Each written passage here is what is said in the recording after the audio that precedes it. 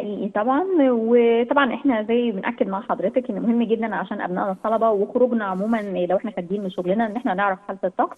مم. فاحنا يعني عندنا بعض التقلبات الجويه خلال الفتره القادمه. من امتى نقدر الفترة نبدا. القادمة دي؟ امتى يعني نبدا حددي لي؟ بالخميس، نبدا ببكره الخميس ان شاء ببكرة. الله. هتبدا يكون في امطار من فين؟ متوسطه لغزيره على السواحل الشماليه، مطروح، اسكندريه، بعض محافظات زي كفر الشيخ، البحيره. امطار من متوسطه وغزيره وممكن تكون رعديه لان ده منخفض جوي في طبقات الجو العليا بيؤدي اسكندرية، لسقوط هذه مطروح. الامطار. تمام. اسكندرية، مطروح، وكفر دمياط الشيخ ولا والبحيره كفر يعني ممكن الشيخ؟ يوصل لدمياط وبورسعيد اخر اليوم غدا ان شاء الله.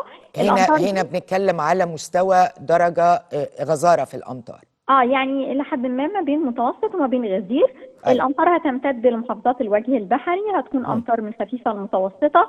في فرصة أمطار على القاهرة بكرة، مم. هتكون في فترة الصبح، من الصبح للظهر. الفترة دي هيكون فيها أمطار. بكرة في لكن القاهرة. حتى الآن طيب، الأمطار على هل القاهرة الليلة أمطار دي خفيفة. هل الليلة دي في أمطار على أي محافظة دكتورة إيمان؟ طبعا الليله فين؟ دي في امطار على محافظه مطروح، بدات الامطار عليها مع بدأت. طبعا تقدم ساعات الليل وخصوصا فتره الفجر هتبدا تدخل الامطار على اسكندريه تحديدا.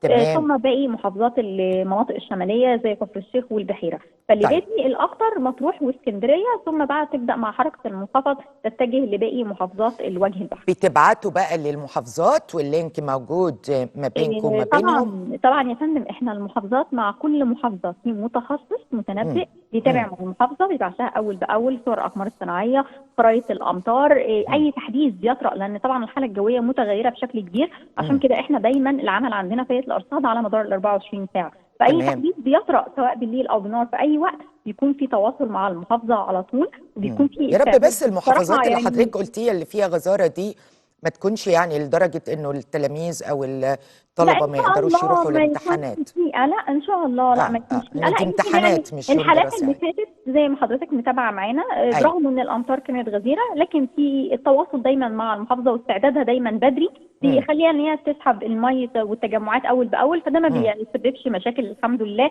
يعني حتى الان هذا العام ما حصلش اي مشاكل في اي محافظه بسبب تمام. المتابعه وبسبب طبعا استعداد المحافظه ومجهودهم اللي بيكون على الارض مم. وتواجدهم طول الليل في مم. الشوارع لما تكون الامطار بالليل. فده مهم جدا. مم. فحتى الان ان شاء الله مفيش اي حاجه تستدعي، لكن طبعا احنا بنتابع اول باول. لو في اي حاجه جديده احنا بنبلغهم على طول، وطبعا القرار بيكون راجع للمحافظ على حسب القاهرة طبيعه بكرة الارض. من امتى هتبدأ امطار؟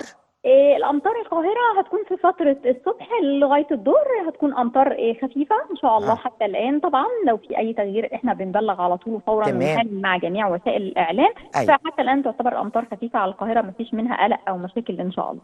تمام. تمام، ان شاء الله ما فيش مشاكل دايما يا رب. اشكرك دكتورة ايمان، اشكرك.